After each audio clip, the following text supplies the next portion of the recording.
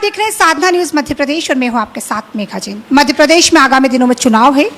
दोनों पार्टियां कांग्रेस और बीजेपी मध्य प्रदेश में पुरजोर तैयारी कर रही है, लेकिन आज हमारे साथ एक ऐसे नेता, ऐसे कार्यकर्ता जिनकी हम बात कर रहे हैं, जिन्होंने कई विकास कार्य किए अपने क्षेत्र के लिए, अपनी जनता के लिए, अपने पैसों से लाखों रुपए की सौगातें जनता को दिए। तो आइए हम उनसे सीधे बात करते हैं।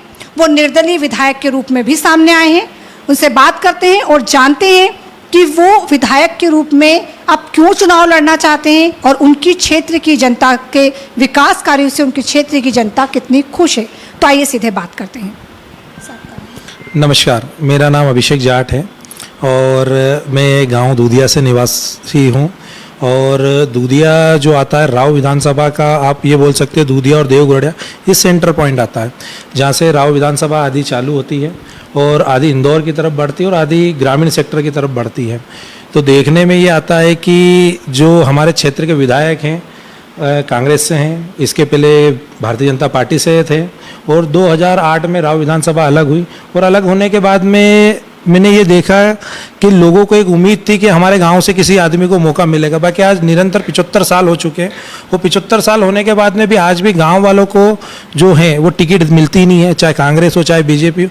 तो ये एक विद्रोह समझ सकते हैं आप कि गांव वालों का एक विद्रोह है पूरे गांव का, पूरे क्षेत्र का, कि जबकि सबसे ज़्यादा वोटिंग गाँवों की है। 1,65,000 से ऊपर वोटिंग है गाँवों की और उसके बाद में भी गांव वालों को मौका नहीं मिल रहा है। इसके पहले हमारे बीच में जो थे कैलाश बाबूजी थे, भारतीय जनता पार्टी के बहुत बड़े लीडर थे, किसान नेता भी थे और 2008 में उनके लिए मौका था, उनके लिए मौका बना कि उनको टिकट मिलना चाहिए। लोगों ने उन्हें हार भी पहनाए, सब कुछ करा। बाकी परिस्थितियाँ ये होती है कि जो शहर के नेता है वो कभी भी नहीं चाहते कि गाँव के लोग उन विधानसभा तक पहुँचे। इंदौर जिले की मैं बात करूँ तो, और इसी के कारणवश हमें ये लगा कि हम गांव वालों की जो पीड़ाएं हैं, गांव के जो काम है, आज भी जो विकास कार्य, चाहे बीजेपी के भी विधायक होने के बाद में, सांसद होने के बाद में, कांग्रेस के विधायक होने के बाद में, कांग्रेस के कई ऐसे बड़े बड़े पदों पे लोग पहुँचे हैं। दोनों की सरकारें रही, भारतीय जनता पार्टी की भी सरकार रही, कांग्रेस की भी सरकार रही और दोनों ने गांव वालों को आज तक आश्वासन दिया और गांव के ऊपर किसी भी प्रकार का जो काम उनको करने थे वो काम उन्हें किए नहीं, चाहे शिक्षा हो, स्वास्थ्य हो, रोजगार हो। सर, मेरा सवाल ये है कि मध्य प्रदेश में हमेशा से कांग्रेस और बीजेपी का गढ़ माना जाता है, लेकिन चूंकि जिस विधानसभा में हम बैठे हुए राव विधानसभा, यहाँ से आप निर्दलीय चुनाव लड़ने की बात करें तो ऐसा क्या है कि जनता आपको चुने और वो निर्दलीय विधायक के रूप में आपको देखे? ऐसा आपने किया क्या जनता के? जनता के लिए अभी तक विगत 16 महीने की जो मेरी जर्नी रही, और वैसे मेरा परिवार तो शुरू से पॉलिटिशियन रहा ही है और उन्होंने लोगों की काफ़ी मददें भी करी है, चाहे पंचायत स्तर पे हो, जनपद स्तर पे हो, जिला पे हो। और अभी तक मैंने जो मेरे काम की बात बता सकूँ तो मैं ये है कि मैंने अभी तक करीबन मान के चलो राव विधानसभा के अंदर 48 बोरिंग करे हैं, कम से कम 300 के आसपास पानी की टंकियाँ दी हैं और कई गार्डनों में घास दी है, बच्चों को खेलने की कीटें दी हैं, प्रतीक्षालय बनाए हैं। अभी तक कम से कम 3500 महिलाओं को तीर्थ यात्रा योजना में करवा चुका हूं। तो जनता का बेटा, किसान का बेटा आपके द्वारा एक अभियान हम जो चला रहे हैं पूरे राव विधानसभा के अंदर, तो किसान के बेटे को तो आशीर्वाद मिल रहा है। जिस प्रकार से किसान धरती माँ के ऊपर जब खेती करता है और जब धरती माँ के ऊपर जब खेती करने के बाद में फसलें लगाता, अंकुरित होती है और बीज उत्पन्न होता है, और उसी प्रकार से लोगों को, गरीबों का, चाहे चिड़िया हो, पक्षी हो, हर व्यक्ति का पेट भरने का प्रयास करता है। उसी प्रकार से यदि मैं आज यहाँ की जनता के द्वारा यदि मैं चुना जाता हूँ तो मैं उसी किसान की भांति काम करूँगा, निस्वार्थ भावना से मेरे क्षेत्र का विकास हो। हमारे गाँव जो पिछड़ते जा रहे हैं, जहाँ रोडें नहीं है सही प्रकार से, चाहे मैं टिंछा की बात करूँ, बेरछा की बात करूँ, काचरोड की बात करूँ, चाहे देवगुड़ा की पहाड़ी की बात करूँ, ऐसे कई एरिए ऐसे आज भी लोग तिरपालों में रह रहे हैं जहाँ लोगों को किसी प्रकार की योजना नहीं मिल रही। मैं एक सीधी सी देसी भाषा में बोलूँ तो एक जो सरपंच होता है गांव का, वो एक तार से हेकड़ी डाल के करंट लेता है, इससे ज़्यादा उसके पास पावर होता नहीं है। वो पावर हाउस विधायक होता है। तो अब गांव वालों ने एक बार ये ठाना है कि अब की बार पावर हाउस अपने गांव में लाना है।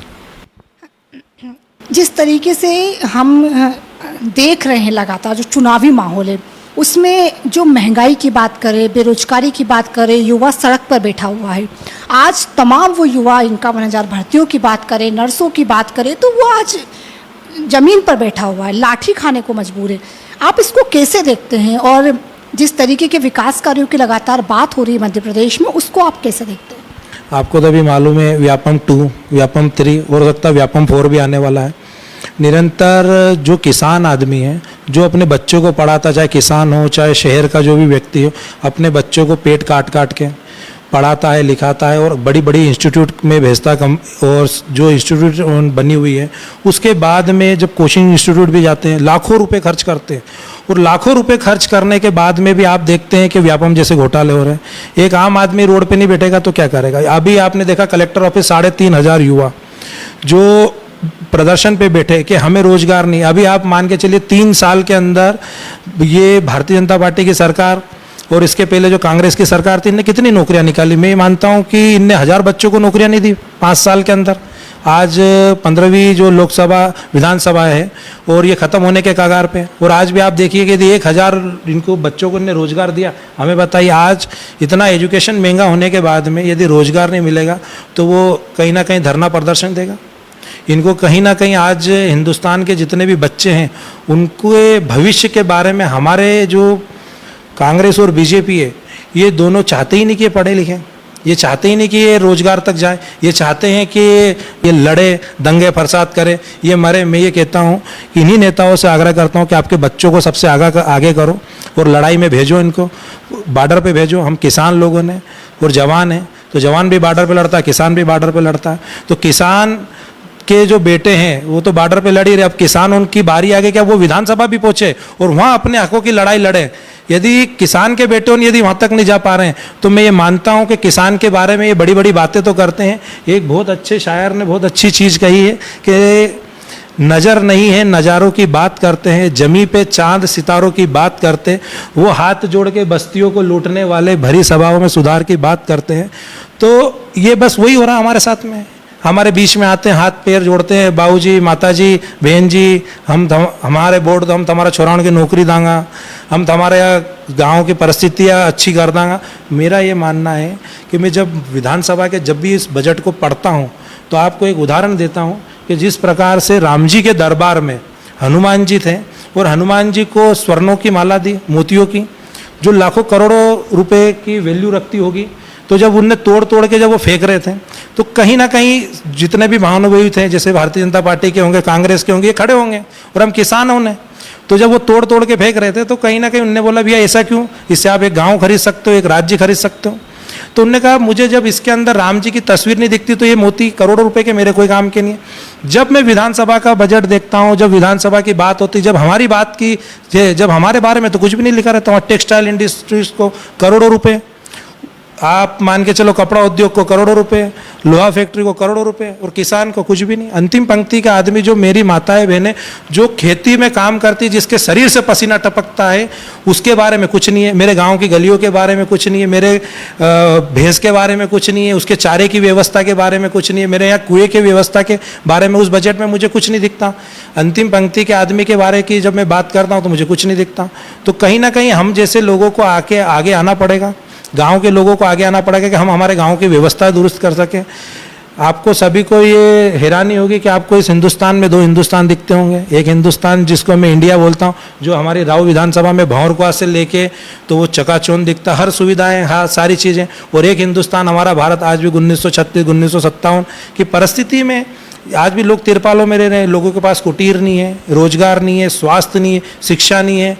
अभी आपने देखा होगा 1700 करोड़ रुपए ने नाले में लगाए, भारतीय जनता पार्टी ने, नगर निगम ने लगाए। बाकी 1 करोड़ का सरकारी अस्पताल बना देते गांव में तो हम इनके ऋणी हो जाते हैं। 100 करोड़ का ब्रिज भंवरकुआ पे बनाएंगे, बाकी 5 लाख के 2 सरकारी कमरे स्कूल पे नहीं बनाएंगे। कभी यहाँ के क्षेत्रीय विधायक ने, क्षेत्रीय सांसद ने, और जो चुनाव हारे भारतीय जनता पार्टी से, जो चुनाव हारे, जो कैंडिडेट हारे, उनने कभी एक सरकारी अस्पताल का निरीक्षण नहीं करा। निरीक्षण करते हैं, सरकारी स्कूल का निरीक्षण नहीं करा, वहाँ जाके देखते हैं कि वहाँ बच्चे कैसे पढ़ रहे हैं, क्या उन्हें शिक्षा मिल रही है, क्या उनकी स्थिति है। लाखों रुपए के मंच लगा के अच्छे अच्छे भाषण देते हैं, करोड़ों रुपए के मंच लगाते हैं। वो मामा जी तो हमारे कैटवॉक करने लग गए आजकल, ये भी हमने देखा है। तो कहीं ना कहीं इन चीज़ों पे उनको ध्यान देना पड़ेगा। लाखों रुपए की जगह 3500 का पलंग एक सरकारी अस्पताल में दो, जहाँ गरीबों के ज़िंदगी बेहतर हो, स्वास्थ्य अच्छा मिले, शिक्षा अच्छी मिले, रोज़गार अच्छा मिले। आने वाले दौर में मैं ये देखता हूँ कि हमारी सोसाइटियाँ बंद हो रही है, हमारे स्कूल बंद होने के कगार पे पहुँच गए। आप टीचर के पद खाली हैं, आप टीचर नहीं दे रहे हैं, क्या स्थिति है? स्वास्थ्य की स्थिति है, कई अस्पताल बंद आपने खोले, बंद पड़े, वहाँ पे स्वास्थ्य नहीं। तो जब सारी चीज़ें हैं, आपके पास करोड़ों की फंडिंग है, डबल इंजन की सरकार, और जहाँ कांग्रेस का विधायक है वहाँ 3 इंजन और लगे हुए हैं, फिर भी काम नहीं हो रहा है। भारत को चूंकि अभी जिस भारत की बात हम कर रहे हैं वो G20 में शामिल हो गया है। भारतीय जनता पार्टी लगातार ऐसा कह रही है कि स्वर्णिम भारत बन रहा है ये, यहाँ पे महिलाओं को लाभ दिया जा रहा है, कई तरह की योजनाएं चलाई जा रही है। लेकिन एक भारत का हिस्सा वो भी है मध्य प्रदेश, जिसमें आदिवासियों का समूह है, ये आदिवासी का गढ़ माना जाता है। और इसी आदिवासी के गढ़ में हाल ही में हमने सीधी जिले का कांड देखा। यह हम आदिवासियों के कई तरीके के कांड देखते हैं जिसमें उनके साथ बलात्कार हो, बंधक बनाया जाए, तो वो ऐसा आरोप लगाते हैं दोनों पार्टियां कि वो इसकी नहीं सुनता, वो इसकी नहीं सुनता। चूँकि आप निर्दलीय हैं तो आप इसको कैसे देखते हैं और उनको क्या लाभ मिलना चाहिए? मैं ये देखता हूँ कि जो सीधी कांड हुआ उसमें जो भारतीय जनता पार्टी के विधायक का प्रतिनिधि था, उसने एक गरीब आदमी पे, अंतिम पंक्ति के आदमी को उसकी आईना दिखाया। सारे गरीब जितने भी अंतिम पंक्ति में, चाहे वो किसी भी समाज से आते हों, चाहे वो किसी भी धर्म से आते हों, उन सबके मुंह पे पेशाब किया उसने पेशाब उन लोगों पे किया है कि आप गरीब हो, आप अंतिम पंक्ति को, हमने आपको प्रताड़ित किया। ये व्यवस्था किसने निर्मित की? ये व्यवस्था निर्मित की भारतीय जनता पार्टी और कांग्रेस ने। 75 साल में यदि आज भी भारत के लोग आत्मनिर्भर नहीं बन पा रहे हैं, उसका सबसे बड़ा यदि कारण और कोई दोषी है तो ये भारतीय जनता पार्टी और कांग्रेस पार्टी दोनों है। इनने आज तक लोगों की व्यवस्थाएं दुरुस्त करने के लिए ऐसे कोई प्रोग्राम नहीं चलाया कि जिससे किसान आगे बढ़े, मजदूर आगे बढ़े। मजदूर रह गया, किसान रह गया, और ये दोनों आज मजबूर हो गए। इस देश के अंदर G20 की आप बात करते हो, अच्छी बात होना चाहिए, देश का नाम बड़े पटलों पे जाना चाहिए, व्यवस्थाएं सुधरती है, बाकी व्यवस्थाएं जो अंतिम पंक्ति तक पहुंचना चाहिए वो कहाँ है? जब आपको मालूम होगा कि देश के राजीव गांधी जब प्रधानमंत्री थे, उनने कहा कि मैं 1 रुपया भेजता हूँ तो चवन्नी भी नहीं पहुँचती है। आज हम बात कर रहे हैं मोदी जी की, तो वो कह रहे हैं कि हम वहाँ से इतना भेजते तो हमें पता नहीं चलता कि वो आधा आता कहाँ है और आधा जाता कहाँ है। आज उनके राज्य में भ्रष्टाचार कितना बढ़ा। मध्य प्रदेश के अंदर 18 साल की सरकार, 1040 दिन हमारे माननीय मुख्यमंत्री जी जो रहे मध्य प्रदेश के शिवराज सिंह चौहान, और उनने कम से कम 350 करोड़ से ज़्यादा तो हेलीकॉप्टर उड़ा दिए। आपको आईना ये मालूम होना चाहिए। अभी जो लाडली बहना उसमें कम से कम 34 करोड़ रुपए का उन्होंने मंच लगा के सभा करी, खाने पीने की व्यवस्था है तो अलग है। तो जो करोड़ों रुपए का भ्रष्टाचार यूँ हो सकता है, और एक नाले में 1700 करोड़ लग सकते हैं इंदौर शहर के, इसकी साफ सफाई की व्यवस्था के लिए, फंवारे के लिए। तो आप देख ही रहे हैं कि इंडिया तो आगे बढ़ रहा है। हमने आपको अभी पहला बोला, एक इंडिया तो बढ़ रहा है, बाकी एक जो भारत है वो कब इंडिया तक पहुंचेगा इसका पता नहीं चल रहा है। अगर आप अपने क्षेत्र की जनता के द्वारा विधायक चुने जाते हैं तो आप अपने क्षेत्र के युवाओं के लिए, अपने क्षेत्र की जनता के लिए क्या करेंगे? आपके पास क्या मुद्दे हैं? मैं यदि विधायक चुना जाता हूं तो मैं आपको एक छोटा सा उदाहरण देता हूं, क्योंकि उदाहरण मैं मानता हूं कि एक अच्छा होता है समझने के लिए, समझाने के लिए आम जनता को। कि मैं मेरे किसान भाइयों से यही कहूँगा कि यदि मैं आपके माध्यम से विधायक बना तो हम 20,000 विधायक प्रतिनिधि बनाएंगे, क्योंकि हम बना सकते हैं, ये हमारा लेटर हेड है। और मैं ये मानता भी हूँ कि जनता इस हिंदुस्तान के अंदर जनसंख्या का जो वृद्धि है जिस तेज़ी से बढ़ रही है, और उसका हमें सही तरीके से उपयोग करना। नहीं तो आजकल तो आप भी जानते हो कि रील बना रहे हैं आईटी के बंदे और डांस कर रहे हैं, और वही आईटी का बंदा यदि बाहर के विदेश के लड़कों की बात कर रहे हैं, वो ऐप बना रहे हैं, लाखों करोड़ों रुपए कमा रहे हैं। तो हमारे यहाँ के युवाओं को यदि इस तरीके की टेक्नोलॉजी तक नहीं ले जा पाए, उनको उस तरीके तक नहीं ले जा पाए, तो कहीं ना कहीं व्यवस्था सुधरेगी। तो जो किसान की मैं बात कर रहा था, तो किसान की मैं ये बता सकता हूँ एक उदाहरण के माध्यम से कि जिस प्रकार से अपन सोनार के दुकान पे जाते हैं तो वहाँ एक टीवी लगी रहती है जो पूरी दुनिया के भाव बताती है, तो सोने के भाव बताती है, चांदी के भाव बताती है। तो जो हम 20,000 विधायक प्रतिनिधि बना रहे हैं, तो हमारे गांव जो है एक सोसाइटी से बंधे हुए हैं। 3 गांव आते हैं कोई सोसाइटी में, कोई 4 गांव की सोसाइटियाँ होती है जिसको सहकारी संस्था कहते हैं, जहाँ किसान बीज के खाद के लिए जाता है, फंडिंग के लिए जाता है, पेमेंट के लिए जाता है, तो वो जुड़ा रहता है। तो हमारे जो 2 विधायक प्रतिनिधि वहाँ बैठेंगे तो वहाँ एक कंप्यूटर, एक टेबल और एक टीवी के साथ बैठेंगे, और वो पूरे हिंदुस्तान के भाव बताएंगे कि आज कर्नाटक में आलू का भाव क्या है, उड़ीसा में गाजर का भाव क्या है। यदि 16 रुपये उड़ीसा में गाजर का भाव है तो वो किसान भाई हमारा 4 रुपये किलो में गाजर यहाँ चौइथरा मंडी में नहीं बेचने जाएगा।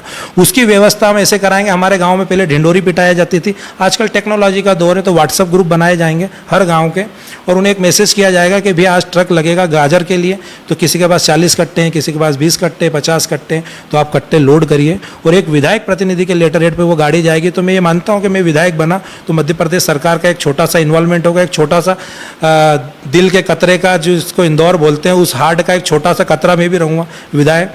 तो जब वो गाड़ी वहाँ 16 रुपये का जाएगा तो 2 गुना आय की मैं बात नहीं करता, बाकी 1.5 गुना आय तो मैं कर दूंगा किसान की। और उन्नत किस्म की जो फसलें होती है, जो महंगी फसलें होती हैं, जो किसान लगा सकता है और उसको सही जगह बेचने का उसको अनुभव नहीं, क्योंकि उसको चोइथराम मंडी से आगे कुछ पता नहीं है। उसका सबसे बड़ा कारण है कि हमारे क्षेत्र के अंदर एग्रीकल्चर के 150 से ज़्यादा अधिकारी होने के बाद में भी उनको सही प्रकार की फसलें लगाई जा सकती है। जो महंगी फसलें आती हैं, चाहे अपनी काली मिर्च हो गई, हल्दी हो गई, एलोवेरा हो गई, तुलसा हो गई, एक डोंगली की जो खेती होती है, मैं आपको बताऊं, आपको हैरानी होगी उस पर सुनने में, डोंगली का एक परफ्यूम बनता है। जब आप फ्लाइट में बैठते हैं तो एक स्प्रे होता है, वो डोंगली के परफ्यूम से बनता है। तो ये कहाँ बेचा जाना चाहिए, काली मिर्च को कैसे बेचा जाना चाहिए, कहाँ किन फैक्ट्रियों को देना चाहिए, ये सारी व्यवस्थाएं हम उनकी जब जोड़ेंगे तो किसान कहीं ना कहीं उसकी आय 2-1.5 गुना करेगा और उसकी ज़िंदगी में खुशहाली आएगी। ये सबसे मेन मोटो हमारा ये है कि हम किसान को वो पहुँचाएँ। और मातृशक्ति के लिए जो हम करने वाले हैं वो ये है कि मेरे 4 दोस्त हैं जिनकी कपड़ा फैक्ट्रियाँ हैं, और मैंने उनसे चर्चा करी, सहज ही चर्चा हुई, ऐसी चाय पे चर्चा करी। तो मैंने कहा यार मैं एक चाहता हूँ कि मैं मेरे क्षेत्र में सिलाई केंद्र डालना चाहता हूँ और आप कपड़ा दीजिए। तो उससे कहीं ना कहीं पूरी विधानसभा के अंदर कम से कम 20,000 मातृशक्तियों को हम रोजगार दे सकते हैं सिलाई केंद्र के माध्यम से। वो कपड़ा सिले और वो कपड़ा इंदौर जाए और बिके। बुनकर की जो भूमिका है उसमें करें, स्वेटर बुने, क्योंकि ये चीज़ें एक्सपोर्ट इंपोर्ट भी होती है, आप मानते हो। ऐसी बहुत सारी चीज़ें हैं जो बना के बेची जा सकती है। अपन डिस्कवरी देखते हैं, वहाँ पे एक जो आता है, एक चैनल पे आता है वो, तो वहाँ वो बताते हैं कि नट बोल्ट को वेल्डिंग करके वो बेच रहे हैं, पुराने वाहनों को रिपेयर करके बेच रहे हैं। तो इस दुनिया में सब कुछ किया जा सकता है। कबाड़ को भी मान के चलो हवाई जहाज बना के बेचा जा सकता है। तो परिस्थितियाँ बदलती है, टेक्नोलॉजी का ज़माना है, और हम हमारे युवाओं को रील बनाने से रोकेंगे कि भैया रील मत बनाओ, विकास करो। और मेरा ये मानना है कि मैं यदि विधायक बना तो हर आदमी के अंदर बेचने की भावना उत्पन्न करूँगा, माल बना के बेचना। आज चाइना यदि इतनी ग्रोथ कर रहा है तो उसके हर बंदे और हर जर्रे के अंदर ये कि आप बेचो, चाहे लाइट बेचो, चाहे तार बेचो, चाहे हवाई जहाज बेचो। बेचने की जब तक परिस्थिति अपने इस देश के अंदर, एक आम जन के अंदर ये भावना उत्पन्न नहीं होगी, तब तक वो काम नहीं होगा। और वो सबसे बड़ा मकसद है कि आपको एजुकेशन, और जो अपने देश के अंदर एजुकेशन एक मैं मान सकता हूँ एक डमरू की तरह हो गया। डमरू आप जानते हो कभी बजता है, कभी नहीं बजता है। तो निर्दलीय यदि हम विधायक बने तो हम एक डमरू की तरह रहेंगे। जब डमरू बजता है भोलेनाथ का तो पृथ्वी हिलती है। 20,000 विधायक प्रतिनिधि हमारे वो काम करेंगे जो गलियों में, चौराहों पे, वार्डों पे, गांवों में जो लोकल समस्या है वो डायरेक्ट अधिकारियों को कोर्ट करें, बताएं कि हमारी ये समस्या। मेन पावर का उपयोग करेंगे तब जाके ये देश आगे बढ़ेगा, इस देश की स्थिति सुधरेगी। और हर आदमी के जहन के अंदर शिक्षा के माध्यम से उनको ये देना चाहिए कि लोग अच्छी शिक्षा प्राप्त करें। जो बाबा भीमराव अंबेडकर कह गए, उनकी एक उंगली हमेशा ऊपर रही और एक हाथ में किताब है। लोग उसको संविधान बोलते हैं, बाकी वो संविधान तब बना जब वो शिक्षित हुए। तो शिक्षा सबसे बड़ा धर्म है, शिक्षा अच्छी होना चाहिए। एजुकेशन को और सुधारने की ज़रूरत है। और गांव में तो मैं ये मानता हूँ कि आपको 100% काम करना पड़ेगा, क्योंकि यहाँ से ही लोग सबसे ज़्यादा गरीबी से, बेकारी से, अत्याचार इनके ऊपर हो रहे हैं। जैसे आपने सीधी कांड पे अपनी चर्चा हुई, तो ये लोग जब बढ़ेंगे, डेवलप्ड होंगे तो उनकी मानसिकता बदलेगी। बाकी वो तो पढ़ा लिखा था, अच्छे परिवार से आता है, और उसको इस तरीके की घटना जो है उसका सबसे बड़ा दोषी यदि मैं किसी को मानता हूँ तो भारतीय जनता पार्टी और कांग्रेस है, जो हमारे देश के अंदर गुटखा, पाउच, नशा सब बिकवा रहे हैं। आपने चूंकि धर्म की बात करी, तो कांग्रेस की बात करें या बीजेपी की बात करें, वो हाल ही में अभी एक चर्चा का विषय बना हुआ, हिंदू राष्ट्र को लेकर लगातार बात हो रही है, यूनिफॉर्म सिविल कोड को लेकर बात हो रही है, देश में सिर्फ एक कानून होना चाहिए, हिंदू राष्ट्र बनना चाहिए। आप हिंदू राष्ट्र को लेकर के कहाँ तक सहमति रखते हैं? सबसे पहली चीज़ तो कि मैं एक हिंदू हूँ, और मेरा दिल हमेशा, यदि मुझे आप मलेशिया ले जाइए और वहाँ मुझे छोड़ दिया जाएगा तो मैं तो स्वाभाविक सी बात यही कहूँगा कि भाई मैं तो हिंदू है, तो मेरे से कोई मेरा धर्म पूछता है तो। और हिंदू राष्ट्र की जो कल्पना है, वो कल्पना उस चाणक्य के दौर में अच्छी थी। आज के दौर में कल्पना नहीं हो सकती, क्योंकि ये टेक्नोलॉजी का दौर है। उस दौर में इसलिए की जा सकती थी क्योंकि उस समय यदि किसी भी इन्फॉर्मेशन को पहुंचाने के लिए घोड़े दौड़ा करते थे। आज ट्विटर है, फेसबुक है, व्हाट्सएप है, आप बहुत सारी इन्फॉर्मेशन पहुंचा सकते हैं।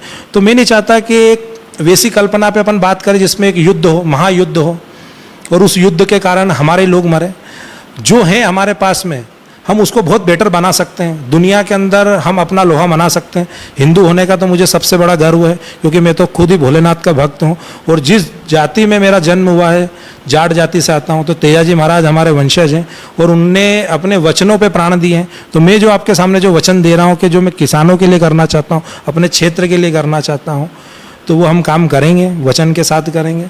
और हिंदू राष्ट्र की कल्पना एक मिथ्या है, और वो युद्ध में आपको धकेलेगी, लोगों को अपनी शिक्षा से हटाएगी। और अभी फ़िलहाल की कंडीशन में अपन हिंदू राष्ट्र की ना बात करते हुए अंतिम पंक्ति के आदमी को बढ़ाने की बात करें, सबको जोड़ने की बात करें, और हिंदू तो रहेगा। एक छोटा सा उदाहरण इस पर भी दे सकता हूँ कि जिस प्रकार से 99 लाख की जनसंख्या है इज़राइल की, आप मानते हैं पूरे यहूदियों से यहूदी हैं, और सारे मोमेडन कंट्री से घिरे हुए हैं। क्या उनकी महिला हिंदुस्तान नहीं पूरी पृथ्वी पे कहीं भी घूमने चली जाए और उनको कोई हाथ लगा दे तो वो ढूंढ के मार देते हैं? तो क्या ऐसा सिस्टम अपन नहीं हायर कर सकते कि हिंदू कहाँ खतरे में है? हिंदू को ख़त्म कौन कर सकता है? हिंदू अखंड है। जिस प्रकार से अपन अखंड भारत की बात करें, जिस प्रकार से अपन सनातन धर्म की बात करें, तो सनातन धर्म खत्म होने वाला थोड़ी है। ये तो छोटे मोटे बच्चे हैं जो डराया करते हैं कि हिंदू खतरे में है। हिंदू किसी के खतरे में नहीं है। हिंदू में कई वर्णों में बटा होने के साथ में उनके पास क्षत्रियों की ताकत है। हिंदू मुस्लिम सिख ईसाई आपस में है भाई भाई, इसको कहाँ तक मानते हैं आप? क्योंकि भारत में कई अलग अलग जातियाँ निवास करती है, भारत कई अलग अलग जातियों से बना हुआ है। ये तो भीमराव अंबेडकर ने भी कहा था कि भारत जो है वो अखंड भारत इसलिए माना गया है क्योंकि यहाँ पर कई जातियाँ हैं, कई प्रकार के लोग हैं। तो हिंदू राष्ट्र की कल्पना करना जिसमें मुस्लिम भी है, जिसमें जैन भी है, जिसमें ईसाई भी है, तो ये सब कहाँ जाएंगे? इन सब का क्या होगा? आज का जो लोगों का डर है, जिस तरीके की लगातार भ्रांतियाँ फैलाई जा रही, वो यही है कि फिर हिंदू मुस्लिम सिख ईसाई आपस में भाई भाई कहाँ से होगा ये? देखिए, जो हिंदू सिख ईसाई और सब भाई, तो मैं इसलिए कह सकता हूँ क्योंकि हमारे परिवार के सदस्य हैं, और मैं मानता हूँ ये भारत माता के वो अंग हैं कि आप इनको तोड़ नहीं सकते हो, हटा नहीं सकते हो, बिखेर नहीं सकते हो। अपनी माँ जो होती है, चाहे उसके बच्चे किसी भी रूप में हो, वो उसको स्वीकार करती है। तो भारत माता जो हमारी है वो सभी धर्म के लोगों को स्वीकार कर चुकी है। तो हमें भी इसको स्वीकार करके और शांति के साथ में आगे बढ़ना चाहिए। अपने इस हिंदुस्तान का नाम पूरे विश्व में बना के रखना चाहिए, और राज करना है तो हिंदुस्तान का राज पूरे विश्व पे हो, ना कि अमेरिका का हो, ना कि रशिया का हो। हम सब इकट्ठे हो सकते हैं। हमारा अलग अलग डीएनए है, अलग अलग ब्रेन है। हम इस ताकत को संग्रहित करें। यदि यही भावना यदि हर आदमी के अंदर आती है तो ये देश हर उस देश पे राज कर सकता है, क्योंकि इसके पास में ताकत है, जुनून है। हमारी सेना की बात करें तो सिख रेजिमेंट है, जाट रेजिमेंट है, राजपूत रेजिमेंट है, गोरखा रेजिमेंट है। तो ये जब उनसे लड़ने की जब बात आती है तो पूरी दुनिया की आर्मी ये कहती है कि इन लोगों से लड़ना बहुत भारी पड़ता है, इनका आत्मबल बहुत बड़ा है। तो जब हमारा आत्मबल इतना बड़ा है, हम सब साथ में रहते हैं, परिवार की तरह रहते हैं। धर्म तो मैं ये मानता हूँ कि ज़िंदा रहने के लिए आप कोई सा भी धर्म मान सकते हैं। बाकी यदि मैं किसी का हाथ काटूँ तो सबके खून तो लाल ही निकलता है, किसी का काला निकले तो मुझे बताना। तो मैं मान सकता हूँ कि हमारी जात का नहीं है या हमारे साथ में नहीं है, क्योंकि ऊपर वाले ने सबको सामान्य बनाया। सब बटे हुए हैं, क्यों बटे हैं मुझे समझ में नहीं आता। सबको इकट्ठा होके एक मिलजुल के अच्छी ताकत के साथ हिंदुस्तान का नाम पूरे विश्व में नंबर 1 के तौर पे, और हम लीड करें पूरे विश्व को। तो मैं ये मानता हूँ कि हम सबको मिल के साथ में रहना चाहिए, और ताकत के साथ में, जुनून के साथ में, और एक साथ में एकता के साथ में रहना चाहिए। और जो लोग ये पाखंड फैला रहे हैं, हिंदू मुस्लिम कर करके, सिख कर करके, ईसाई कर करके, जो मंचों से कहीं से भी ये व्यवस्थाओं पे फैला रहे हैं कि लोगों को डराने की भावना उत्पन्न कर रहे हैं। लोगों को स्वास्थ्य, शिक्षा और रोजगार की सबसे ज़्यादा ज़रूरत है, और मैं मानता हूँ कि हिंदू कभी भी खतरे में नहीं है। अभिषेक जी, मेरा आखिरी सवाल कि जो कि हमने देखा कि जब एक समय पे कांग्रेस का यहाँ पर 15 महीने की सरकार रही, जनता ने मत दिया, लेकिन ज्योतिरादित्य सिंधिया का वो खेमा बीजेपी में चले गया। मान लीजिए अगर आपको मत मिल भी जाता है तो क्या आपने भी ऐसा प्लान बना रखा है कि जो पार्टी आपको बुलाएगी आप चले जाएंगे, या वाकई सिर्फ आप निर्दलीय के साथ ही आगे बढ़ेंगे लगातार? मैं ये मानता हूँ कि निर्दलीय भोलेनाथ का डमरू है, सरकार किसी की रहे, वो सरकार के साथ में समन्वय बना के लोगों के विकास के लिए, लोगों के हितों के लिए, लोगों की ज़िंदगी दुरुस्त करने के लिए साथ में जाना। इंडिपेंडेंट तो किसी के साथ में जाता नहीं है, वो रहता है, सरकार किसी की भी रहे उसके साथ में मिलजुल के, और हमारे क्षेत्र का सबसे ज़्यादा विकास हो। और नोई विधानसभा में एक निर्दलीय जब इंदौर में जीतेगा तो ये एक इतिहास होगा। और दूसरी चीज़ है कि इसको मिनी इंडिया बोला जाता है राव विधानसभा को, इसका भी हमें फ़ायदा मिलेगा। और मिनी मुंबई है इंदौर, तो मिनी मुंबई में इंदौर में से जब कोई इंडिपेंडेंट जीतेगा, और जो 75 साल का जो हम हमारी देसी भाषा में बोलते हैं जो डुच्चा लगा है, ये ग्रामीण को कभी टिकट नहीं मिलती है, तो वो डुच्चा खोलने का हम प्रयास कर रहे हैं कि जीतें। और 4 विधानसभा जो ग्रामीण सेक्टर की है, चाहे सांवेर हो, चाहे राव हो, चाहे मऊ हो, चाहे देपालपुर हो, यहाँ लोकल की वोकल चलना चाहिए और लोकल लोगों को मौका देना चाहिए। भारतीय जनता पार्टी और कांग्रेस के पास में शहर में 5 सीटें हैं, वो वहाँ पे लड़ें और हम गांव वालों को मौका दें कि हम शहर से लगे होने के साथ में हमारे ऊपर जिस तरीके से हमारी आवाज़ नहीं उठती, जैसे अभी 17 गांव वो जो इंडस्ट्रियल कॉरिडोर के तहत लोगों के ऊपर अत्याचार किया जा रहा है, लोगों की ज़मीनें ली जा रही है, तो ये तो एक किसान का यदि कोई बेटा होता तो 100% वो रोड पे बैठता, उनकी आवाज़ बुलंद करता, और विधायक होता तो वो इस प्रोजेक्ट को पास होने नहीं देता यदि एक्चुअली किसान का बेटा होता तो। क्योंकि किसान से यदि आप उसकी ज़मीन ले लोगे तो वो करेगा क्या, खाएगा क्या, क्योंकि आपने उसको शिक्षा तो दी नहीं, और शिक्षा दी नहीं तो वो इंडस्ट्रीज़ के पास में बैठ के क्या करेगा, क्योंकि उसकी फसल भी वहाँ बर्बाद हो जाएगी। ये आपने देखा है, जहाँ भी जैसे रामा फास्फेट का सांवेर में प्लांट डाला, आइट साइड की फसलें बर्बाद हो जाती है। तो जंगल राज चल रहा है, और इस जंगल राज को ख़त्म करने का एक मौका है। हमारी जो राव विधानसभा की जनता है, जो गाँवों की जनता है, शहर की तो जनता है ही सही जो हमारे साथ में जुड़ी हुई है, तो गाँव की जनता तो मुझे बेटा मानती है और किसान हूँ, और उस माध्यम से मुझे तो वो बहुत भारी मतों से जिताएगी। और ये एक आईना साफ होगा भारतीय जनता पार्टी और कांग्रेस का कि पाउडर इनके चेहरे पे लगा था, कांच अब हमने साफ कर दिया है। बहुत बहुत धन्यवाद। तो आपने सुना कि राव विधानसभा से एक निर्दलीय विधायक के रूप में ये सामने आ रहे हैं, और इनका ऐसा मानना है कि भारतीय जनता पार्टी हो या कांग्रेस हो, दोनों ने अभी तक लगातार राज किया है, लेकिन अंतिम पंक्ति के व्यक्ति तक विकास पहुंचना चाहिए, और विकास कार्य के लिए मैं कार्य करूंगा। इस तरीके से हमारी अग्रिम शुभकामनाएं भी आपके साथ हैं कि आप विधायक के रूप में सामने आए, और पार्टी कोई भी हो, विकास के कार्यों की बात होनी चाहिए, विकास पर बात होनी चाहिए, युवाओं की बात होनी चाहिए, महिला की बात होनी चाहिए, भारत सशक्त कैसे हो इस पर बात होनी चाहिए। आप देखते रहिए साधना न्यूज़ मध्य प्रदेश।